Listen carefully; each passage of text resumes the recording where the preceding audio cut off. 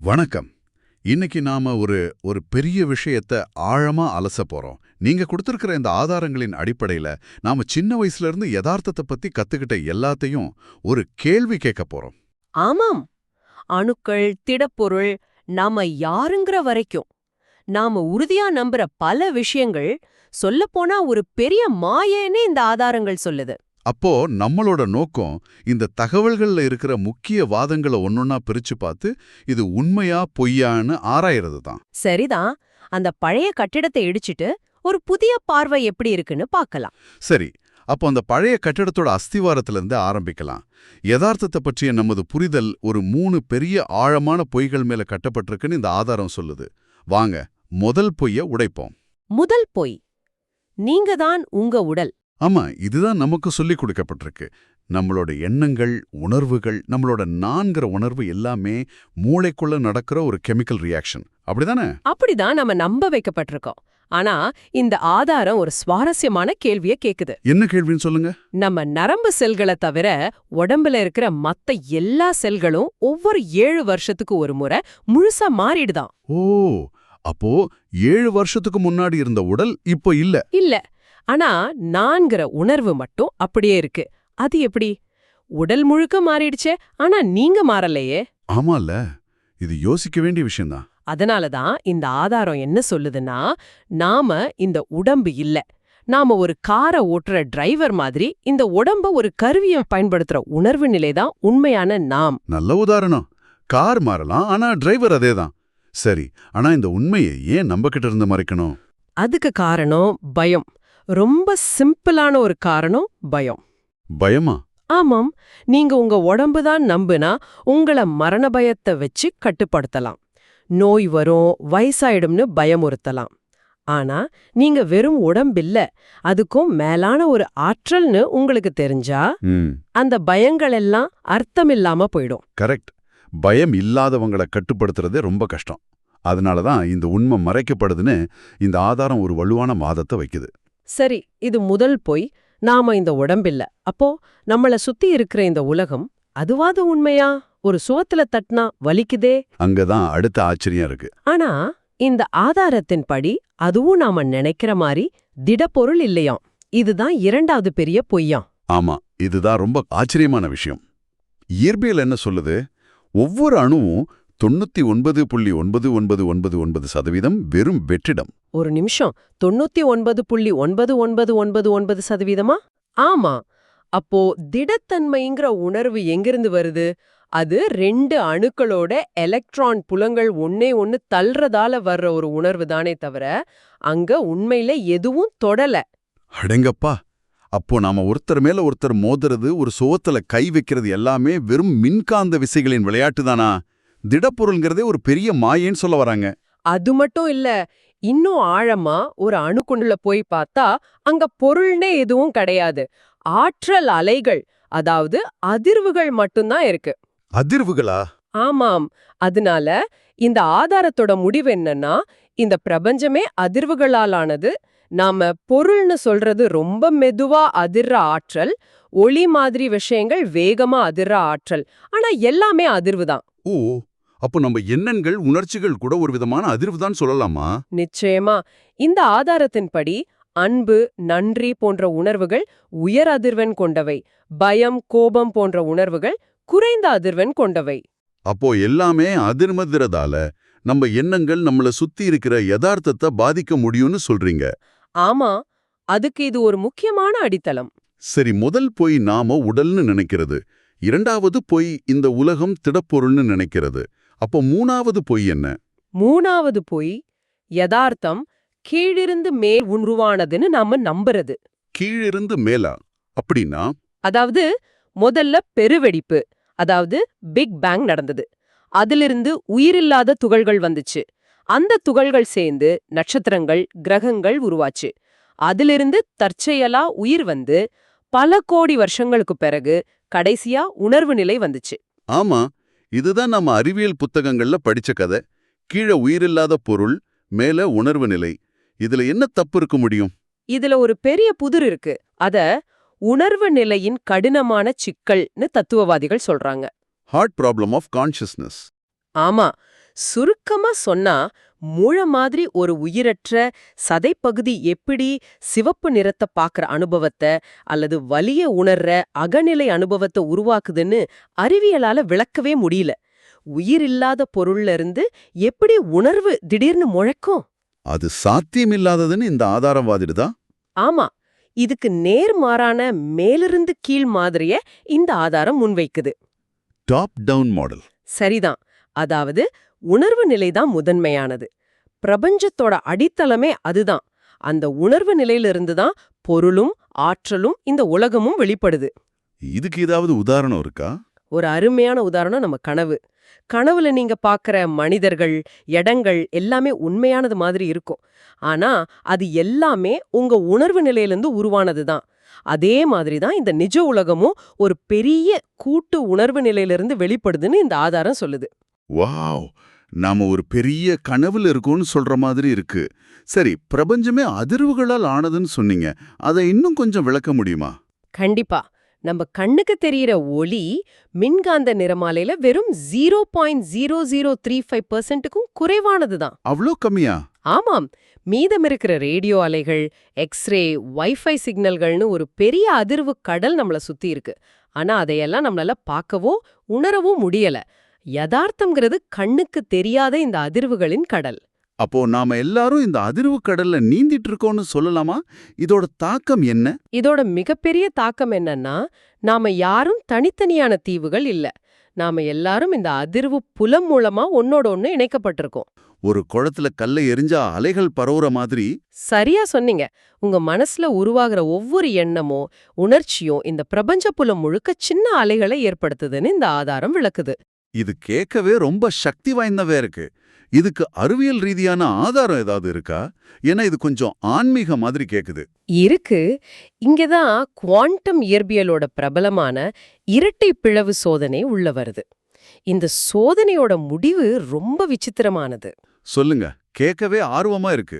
சுருக்கமா சொல்றேன். ஒரு சுவர்ல 2 சின்ன ஓட்டைகள் இருக்குன்னு கற்பனை பண்ணிக்கோங்க. நீங்க எலக்ட்ரான்ங்கிற ஒரு சின்ன துகளை அந்த ஓட்டைகள் வழியா அனுப்புறீங்க. சரி. நீங்க அத கவனிக்காத வரைக்கும் அந்த எலக்ட்ரான் ஒரு அலை மாதிரி செயல்பட்டு ஒரே நேரத்துல 2 ஓட்டைகள் வழியாவும் போகுது. ஒரே நேரத்திலயா? ஆமா. ஆனா நீங்க ஒரு கேமரா வச்சு அது எந்த ஓட்ட வழியா போகுதுன்னு கவனிச்சா மட்டும் அது திடீர்னு ஒரு துகள் மாதிரி மாறி ஏதாவது ஒரு ஓட்ட வழியா மட்டும்தான் போகுது. ஒரு நிமிஷம், நான் பாக்கறேனா இல்லையாங்கிறத பொறுத்து ஒரு துகளோட நடத்த மாறுமா? இது நம்புற மாதிரியே இல்லையே. ஆமாம். இதுதான் குவாண்டம் இயற்பியலோட மர்மம். இந்த சோதனைய இந்த ஆதாரம் எப்படி விளக்குதுன்னா, நம்மளோட கவனிக்கும் செயல், அதாவது நம்ம உணர்வு நிலைதான் எல்லா சாத்தியங்களையும் உடைச்சு ஒரு நிஜத்தை உருவாக்குதுன்னு சொல்லுது. அப்போ நாம கவனிக்காத வரைக்கும் உலகம் எல்லா சாத்தியங்களோட ஒரு கலவையா இருக்குமா? ஆமாம், சூப்பர் பொசிஷன் நிலையில இருக்கு. நீங்க எதை கவனிக்கிறீங்களோ அது யதார்த்தமா மாறுது. இதோட முடிவு என்னன்னா, நீங்க யதார்த்தத்தை சும்மா வேடிக்கை பார்க்கறவர் இல்ல, உங்க கவனம் மூலியமா யதார்த்தத்தை இணைந்து உருவாக்குறீங்க. அப்போ நாம தான் யதார்த்தத்தை உருவாக்குறோம்னா ஏன் நிறைய பேர் கஷ்டப்படுறாங்க? யாரும் வேணும்னே தனக்கு ஒரு கஷ்டமான வாழ்க்கையை உருவாக்க மாட்டாங்களே. நல்ல கேள்வி. இதுக்கு இந்த ஆதாரம் சொல்ற பதில் நாம ஏன் இங்க இருக்கோங்கிறத புரிஞ்சுக்கிறதுல இருக்கு. பிரபஞ்சம் ஒரு மாபெரும் உணர்வு நிலை. அது தன்னைத்தானே அனுபவிச்சு பார்க்கணும்னா, ஏன்னா அது ஒரே பொருளா இருக்க முடியாது. கரெக்ட். அதனால அது தன்னை எண்ணற்ற கண்ணோட்டங்களா, அதாவது மனிதர்களாக விலங்குகளாக பிரிச்சுக்கிட்டு ஒவ்வொரு கண்ணோட்டம் மூலமாவும் தன்னை அனுபவிக்குது. நம்மளோட நோக்கம் நம்ம கற்பனை தேர்வுகள் மூலமா அந்த பிரபஞ்ச உணர்வு நிலையை விரிவுபடுத்துறது தான். அப்படின்னா வாழ்க்கையில வர்ற சவால்களுக்கு என்ன அர்த்தம்? இந்த கண்ணோட்டத்துல ஒரு சவாலுங்கிறது தண்டனை இல்ல, அது ஒரு வாய்ப்பு. இந்த மாதிரி ஒரு சூழ்நிலையில நான் எப்படி நடந்து கொள்வேன்னு பிரபஞ்சம் நம்ம மூலமா கத்துக்குது. அப்பவன ஆசைகள், நம்மளோட ஆழமான ஆசைகள் கூட பிரபஞ்சம் நம்ம மூலமா எந்த திசையில விரிவடைய விரும்புதுங்கிறதுக்கான வழிகாட்டுதல் தான். உங்க அனுபவம் பிரபஞ்சத்துக்கு ரொம்ப முக்கியம். இது வாழ்க்கை பார்க்குற விதத்தையே மாத்துது. சரி, அப்போ மரணம் அது எல்லாத்துக்கும் ஒரு முடிவாச்சே. இந்த ஆதாரத்தின்படி அதுதான் இல்ல. இயற்பியலோட முதல் விதி என்ன சொல்லுது? ஆற்றலை ஆக்கவோ அழிக்கவோ முடியாது. ஒரு வடிவத்திலிருந்து இன்னொரு வடிவத்துக்கு மாற்றத்தான் முடியும். சரியா சொன்னீங்க. உணர்வு நிலைதான் பிரபஞ்சத்தோட அடிப்படையான ஆற்றல்னா அதையும் அழிக்க முடியாது இல்லையா? அப்போ மரணம்னா என்ன? ஆதாரம் மரணத்தை ஒரு கம்ப்யூட்டர்ல இருக்கிற ரீபூட் செயல்பாடு மாதிரி விவரிக்குது. ரீபூட்டா? ஆமா, ஒரு வாழ்க்கை முழுக்க நாம நிறைய எதிர்மறையான நம்பிக்கைகள், வலிகளை சேகரிச்சு வச்சிருக்கோம். இத சிதைந்த கோப்புகள்னு சொல்லுது. மரணம்ங்கிறது இந்த சிதைந்த கோப்புகளை அழிச்சிட்டு ஆனா கத்துக்கிட்ட ஞானத்தை மட்டும் அடுத்த கட்டத்துக்கு எடுத்துட்டு போற ஒரு செயல்பாடு. இது ஒரு முடிவில்ல, ஒரு மீட்டமைப்பு. ஒரு நிமிஷம். சிதைந்த கோப்புகள்னு சொல்றது கேட்க சுவாரஸ்யமா இருக்கு. ஆனா இதுக்கு ஏதாவது அடிப்படை ஆதாரம் இருக்கா? இல்ல இது ஒரு தத்துவ பார்வை மட்டும்தானா? திரும்பியவர்களோட அனுபவங்கள், போன ஜென்மத்தை பத்தி துல்லியமா பேசுற குழந்தைகள், குவாண்டம் உணர்வு நிலை கோட்பாடுகள்னு பல விஷயங்களை அது குறிப்பிடுது. இதோட நோக்கம் மரண பயத்திலிருந்து நம்மளை விடுவிக்கிறது. ஆமா, வாழ்க்கைய ஒரு ஞானம் பெறும் பயணமா பார்க்க வைக்கிறது தான். சரி, இதுவரைக்கும் நாம பார்த்த எல்லாத்தையும் ஒன்னா சேர்த்து நம்ம அன்றாட வாழ்க்கையில எப்படி பயன்படுத்துறது? இதுக்கு ஏதாவது நடைமுறை வழி இருக்கா? நிச்சயமா இருக்கு. இதுதான் ஆதாரம் யதார்த்தத்தின் பின்னூட்டச் சுழற்சின்னு சொல்லுது. Reality feedback loop. இது ஒரு 4 படி கொண்ட செயல்முறை. ஓகே, அந்த 4 படிகள் என்ன? முதல் படி, உங்க அதிர்வு நிலை, அதாவது உங்க ஆழமான நம்பிக்கைகளும் பொதுவான உணர்ச்சிகளும். நீங்க உலகத்தை பத்தி என்ன நம்புறீங்களோ அதுதான் உங்க ஆரம்ப புள்ளி. உதாரணத்துக்கு, பணம் சம்பாதிக்கிறது ரொம்ப கஷ்டம்னு நான் நம்புனா அதுதான் ஏன் அதிர்வு. கரெக்ட். 2வது படி, உங்க கவனம். உங்க அதிர்வு நிலைக்கு பொருத்தமான விஷயங்களை மட்டும்தான் உங்க மூளை கவனிக்கும். நீங்க பணம் கஷ்டம்னு நம்புனா விலைவாசி உயர்ற செய்தியை கவனிப்பீங்க, திடீர்னு வர செலவுகளை பாப்பீங்க. ஆனா ஒரு நல்ல வாய்ப்பை கவனிக்க மாட்டேன். கவனிக்காது, ஏன்னா அது உங்க நம்பிக்கைக்கு எதிரா இருக்கு. இதுக்கு பிறகு 3வது படி அந்த இரட்டை பிளவு சோதனை மாதிரி வேலை செய்யுமா? அருமையா சொன்னீங்க. 3வது படி, உங்க எதிர்பார்ப்பு. நீங்க என்னத்த கவனிக்கிறீங்களோ அது சம்பந்தமான எதிர்பார்ப்புகள் உங்க மனசுல உருவாகும். கண்டிப்பா இந்த மாசமும் பத்தாதுன்னு நீங்க எதிர்பார்க்க ஆரம்பிப்பீங்க. அந்த எதிர்பார்ப்பு யதார்த்தத்தை வளைக்குது. ஆமாம், அது குவாண்டம் புலத்துல இருக்கிற எல்லா சாத்தியங்களையும் உடைச்சு உங்க எதிர்பார்ப்புக்கு ஏத்த மாதிரியான ஒரு விளைவை நோக்கி யதார்த்தத்தை நகர்த்துது. அப்போ கடைசி படி அந்த விளைவு நம்ம நம்பிக்கையை இன்னும் வலுப்படுத்துறது தானே? சரியா புடிச்சிட்டீங்க. 4வது படி, விளைவு. கடைசியில நீங்க எதிர்பார்த்த மாதிரியே பண கஷ்டம் வரும். வந்த உடனே நீங்க என்ன சொல்வீங்க? நான் நினைச்சேன்ல. இது உங்க ஆரம்ப நம்பிக்கையை இன்னும் ஆழமா மாத்திரும். இப்போ இந்த சுழற்சி இன்னும் வேகமா சுத்தும். இது ஒரு கீழ்நோக்கிய சுழற்சி. ஆமா, நாம தெரியாமலேயே ஒரே மாதிரியான தவறுகளை திரும்ப திரும்ப செஞ்சுட்டு அத என் தலையெழுத்தே இவ்வளவுதான்னு சொல்றோம். அப்போ இந்த சுழற்சியை எப்படி உடைக்கிறது? இதிலிருந்து வெளியே வர முடியாதா? நல்ல விஷயம் என்னன்னா, இந்த சுழற்சியில நாம விழிப்புணர்வோட தலையிட முடியும்னு ஆதாரம் சொல்லுது. 4 வழிகள் இருக்கு. முதலாவது, உங்க அதிர்வு நிலையை நேரடியா மாத்துறது. அது எப்படி? நீங்க ரொம்ப மன அழுத்தமா இருக்கும்போது ஒரு 2 நிமிஷம் உங்களுக்கு கிடைச்ச விஷயங்களுக்கு மனசார நன்றி சொன்னா போதும். உங்க மனநிலை மாறுறத உணர முடியும். இதுதான் முதல் வழி. 2வது வழி நம்ம கவனத்தை மாத்துறதா? ஆமா, பிரச்சனைகள் மேல கவனம் செலுத்துறதுக்கு பதிலா தீர்வுகளின் மேல கவனம் செலுத்துறது. பணம் இல்லைன்னு யோசிக்காம பணத்தை உருவாக்க என்ன வழிகள் இருக்குன்னு யோசிக்க ஆரம்பிக்கிறது. 3வது நம்ம எதிர்பார்ப்புகளை மாத்துறது. கண்டிப்பா இது நடக்காதுன்னு சொல்றதுக்கு பதிலா இது நடந்தா நல்லா இருக்குமே, முயற்சி பண்ணி பாப்போம், ஒரு சின்ன நம்பிக்கையோடு அணுகிறது. மிகச் சரி. 4வது, வர்ற விளைவுகளை மறுவிளக்கம் செய்வது. ஒரு முயற்சி தோல்வி அடைஞ்சா அத நான் தோத்துட்டேன்னு பார்க்காம இதுல இருந்து என்ன கத்துக்கிட்டேன்னு பார்க்கறது. தோல்வியை ஒரு படிப்பினையா பார்த்தா அது நம்மள வலுப்படுத்தும்.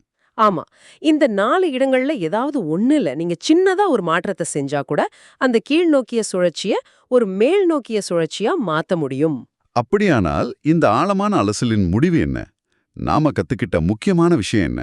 இதோட உருவாக்குறவர் நம்மள சக்தி இல்லாதவங்களா உணர வச்ச 3 பொய்களை உடைச்சு கட்டுப்பாட்டை திரும்ப நம்ம கையில எடுக்கலாம். சுருக்கமா சொன்னா, நாம யாருங்கிற அடையாளத்தையே மாத்துற ஒரு பார்வை இது. வெறும் உடம்புக்குள்ள வாழ்ற ஒரு உணர்வு நிலைன்னு நினைக்கிறதுல இருந்து தற்காலிகமா ஒரு உடல் அனுபவத்தை பெற ஒரு பிரம்மாண்ட உணர்வு நிலையோட ஒரு பகுதி நாமன்னு புரிஞ்சுக்கிறது. ஆமா, இதோட மையச் செய்தி ரொம்ப எளிமையானது. உங்கள் கவனம் எங்கு செல்கிறதோ உங்கள் ஆற்றலும் அங்கு செல்கிறது. உங்கள் ஆற்றல் எங்கு செல்கிறதோ உங்கள் யதார்த்தமும் அங்க உருவாகிறது. இந்த ஆதாரம் இறுதியா வலியுறுத்துற ஒரு விஷயம், பிரபஞ்சம் ஒரு பெரிய கண்ணாடி மாதிரி. அது நீங்க யாருன்னு உங்களுக்கு காட்டல, நீங்க என்ன நம்புறீங்களோ அதையே உங்களுக்கு திருப்பி காட்டுது. இது உங்களை ஒரு இறுதி சிந்தனையுடன் விட்டு செல்கிறது. உங்கள் யதார்த்தம் என்பது உங்கள் உணர்வு நிலைக்கும் இந்த பிரம்மஞ்ச புலத்திற்கும் இடையிலான ஒரு பின்னூட்டச் சுழற்சி என்றால், இவ்வளோ காலமாக பழைய நிரலை அழியாமலேயே இயக்கி வந்த நீங்கள், இன்று இரவு முதல் இந்த அமைப்புக்கு நீங்கள் கொடுக்கப் போகும் முதல் விழிப்புணர்வான கட்டளை என்ன?